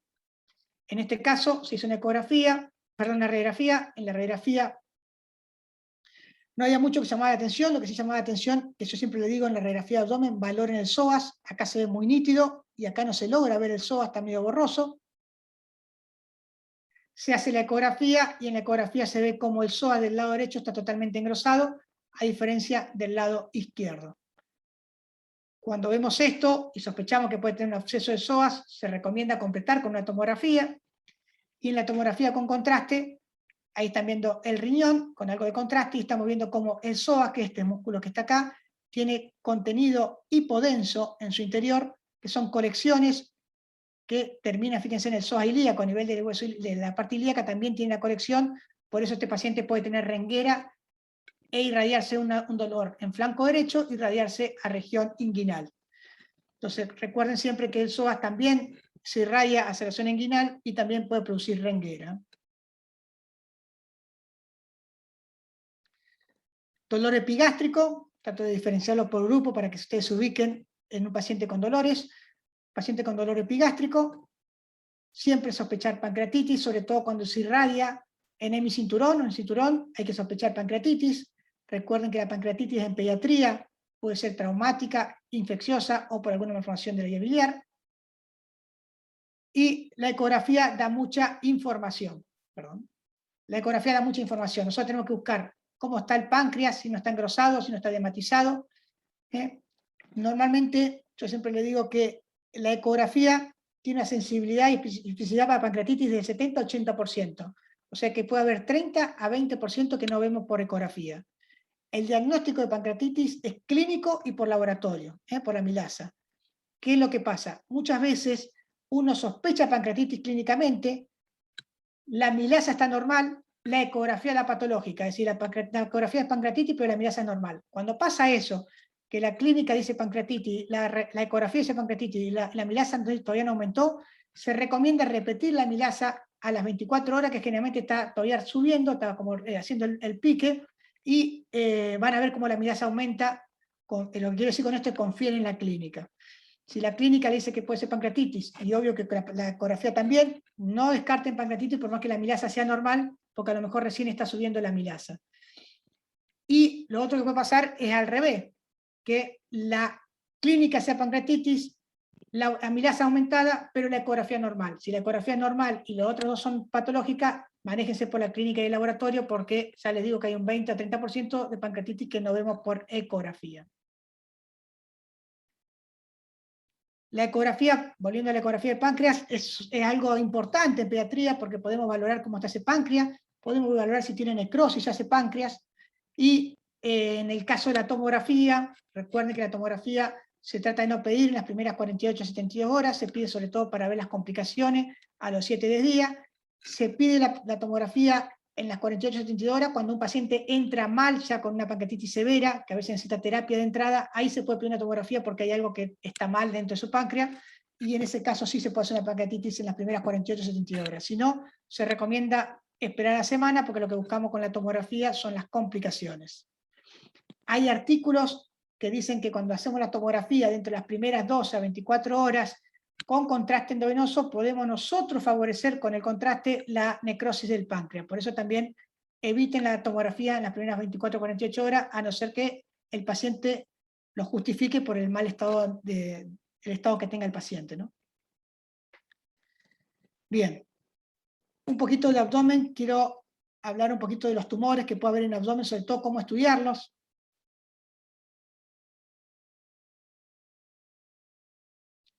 Bueno, de acuerdo a la topografía anatómica, uno va pensando qué puede haber, qué lesión puede haber en qué órgano, ¿no? Eso es anatomía. Lo que tienen que valorar siempre entonces la edad del paciente, la localización donde puede estar el tumor, qué antecedente tiene y el sexo del paciente. Como siempre en pediatría, la primera etapa diagnóstica no deja de ser la radiografía simple y la ecografía. Esto sirve para ver sobre todo ver el origen, si hay desplazamiento de asa, si hay calcificaciones, y la radiografía de tórax para ver si hay alguna metástasis, que hoy en día, cuando sospechamos tumor, pasa mal la tomografía, ¿no? Entonces, la ecografía sirve muy bien para ver la localización, qué órgano está afectado, qué estructura tiene, si hay metástasis local a distancia, si hay relación o no con la permeabilidad de los vasos, sirve muy bien la ecografía, y si hay compresión de alguno de los órganos huecos, como es la vía biliar y la vía urinaria. La primera gran diferencia que tienen que hacer es si esta lesión es quística o sólida, que eso lo hace muy bien la ecografía, qué tipo de pared está, si está, mejor dicho, si está en la pared, si es preperitoneal, peritoneal o retroperitoneal, o sea, topografía. Acá se está viendo una imagen quística a nivel del hígado, que fue un quiste simple de hígado. Acá está viendo una masa heterogénea a nivel del hígado también. Entonces nos permite estudiar muy bien la morfología de la lesión que estamos viendo. Una patología común que se puede ver en pediatría, unos tumores que se pueden ver en pediatría, son los neuroblastomas, que generalmente los pacientes se pueden presentar o con mal estado general o a veces con efectos focales de la misma lesión.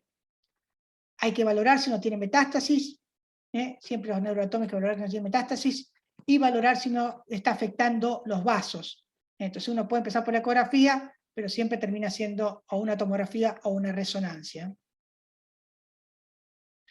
Fíjense acá, una imagen heterogénea que se nota que es retroperitoneal, está desplazando la vena cava hacia adelante. Entonces está hablando, acá tenemos, este es un corte longitudinal y acá tenemos un corte transversal. En ecografía, donde estamos viendo la vena cava como está desplazada hacia adelante, que en este caso fue un neuroblastoma. Un poco más de imagen de ecografía, que se ve muy bien las imágenes heterogéneas de los neuroblastomas. No quiero entrar mucho en ecografía, que es más fino. Muchas veces hay que diferenciar cuando hay afectación de lo que es la zona de las celdillas renales, ver si es de la suprarrenal o del riñón, y a veces cuesta diferenciarlo cuando son tumores grandes, si son tumores del riñón, como un tumor de Will, o son neuroblastomas. Entonces siempre recuerden que el Will se da generalmente entre los 3 o 5 años, el neuroblastoma se da generalmente en menores de 4 años, la localización de Will es renal, las neuroblastomas son más retroperitoneales, tienen pulmón, el Will tiene metástasis a pulmón, el neuroblastoma tiene más metástasis a hueso, hígado, piel. El estado general del Will es bueno y el del neuroblastoma generalmente puede ser malo. Entonces, el rol de las imágenes a la hora de valorar los tumores o de cualquier lesión del abdomen es de manejar la detección de la enfermedad, formular diagnósticos diferenciales con la ecografía o con la radiografía, estadificarlo, que generalmente se hace con la tomografía, planificar biopsias, que eso también se puede hacer por la ecografía, valorar si es resecable o no resecable y detectar complicaciones. Y recuerden siempre que la anatomía patológica, no las imágenes, termina siendo el diagnóstico final. Uno por imágenes puede hacer sospecha diagnóstica o dentro de una lista de diagnósticos diferenciales saber cuál puede ser los diagnósticos que uno sospecha, pero siempre el diagnóstico final lo tiene anatomía patológica. Recuerden siempre, para terminar, que las radiaciones no se sienten, no se ven, no duelen, pero dejan su marca en 8 generaciones. Recuerden que los chicos, uno lo empieza a estudiar, uno piensa que la patología que tiene hoy el chico fuera la única patología, pero los chicos tienen generalmente, lo que uno espera es que los chicos tengan una larga vida, entonces en el transcurso de su vida puede recibir muchos estudios, por lo cual hay que pensar que no va a recibir una sola tomografía por este caso, sino que va a recibir a lo mejor muchas más tomografías en el transcurso de su vida, por lo cual hay que tener cuidado a la hora de pedir estudios que utilizan radiación. Les recomiendo que se metan en el SLAR, que es la Sociedad Latinoamericana de Radiología Pediátrica, que habla mucho de lo que es la imagen, cómo reducir lo más que se puede la radiación en pediatría y la protección radiológica en los niños. Muchas gracias, estoy a disposición para las preguntas.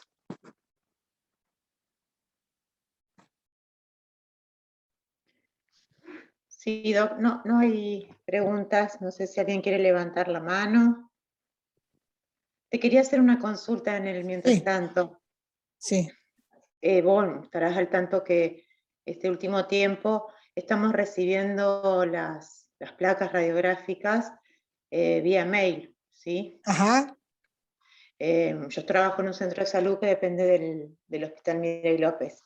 Ajá. Y bueno, quería saber tu opinión en cuanto a la definición.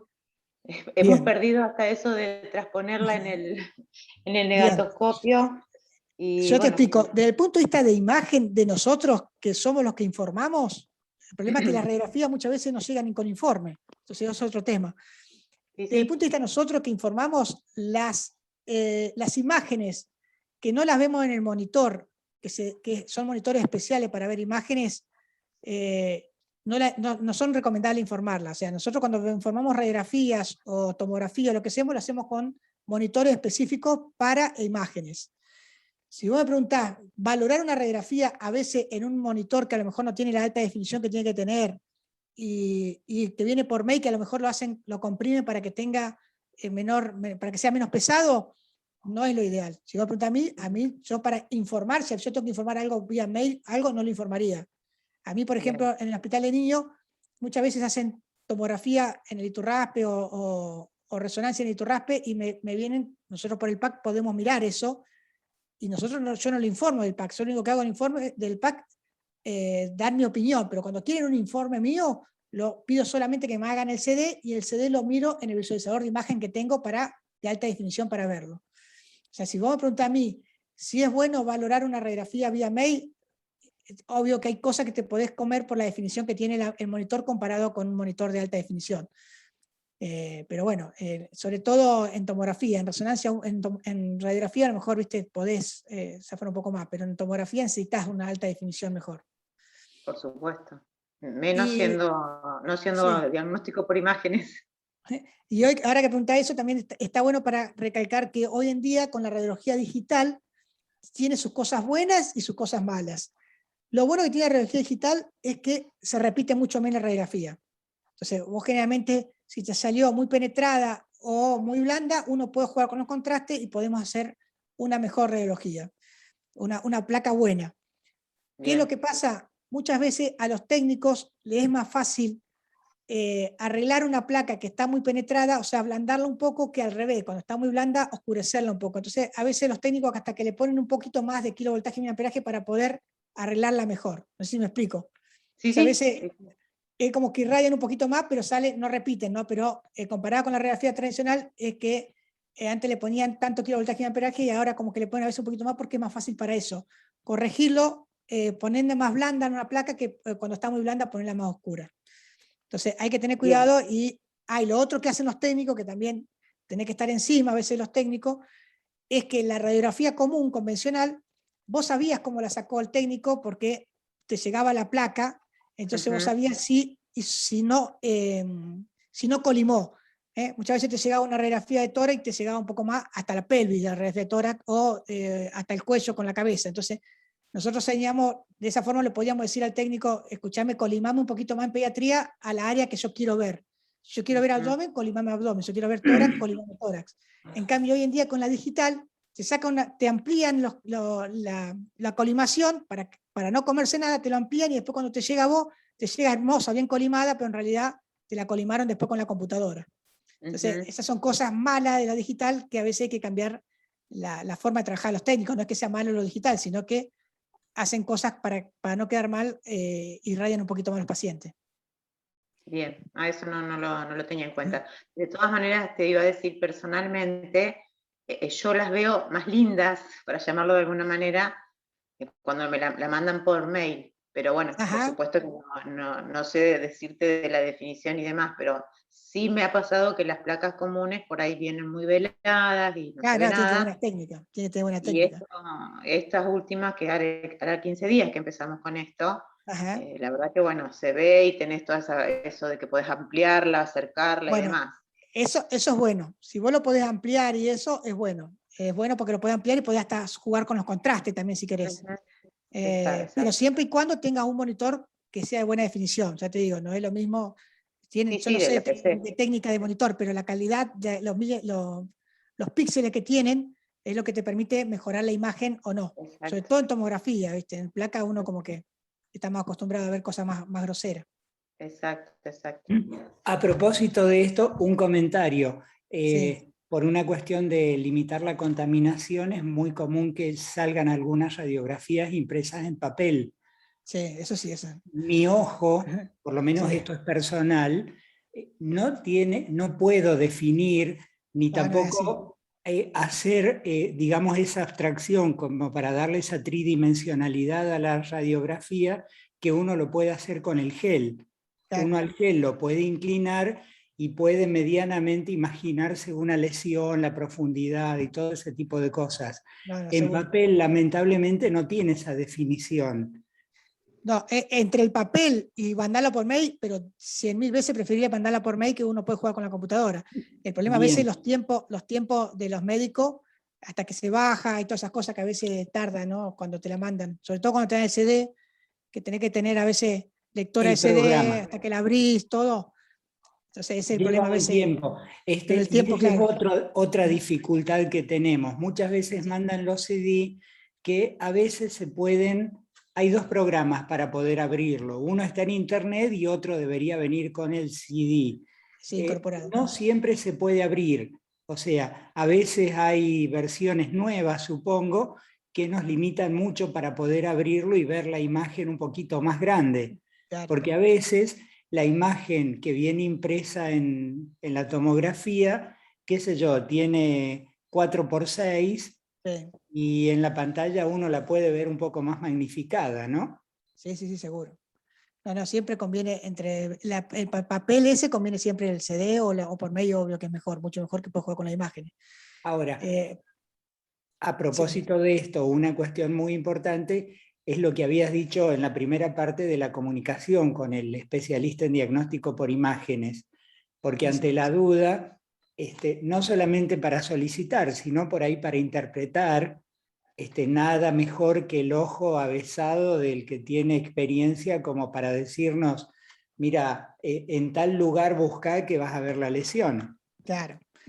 Igual, bueno, yo como hice pediatría manejo la clínica mucho, pero es importante también escribir, con siempre lo mismo, cuando uno pide algo, qué es lo que sospechamos, porque a veces el que no sabe lo que busca no sabe lo que encuentra.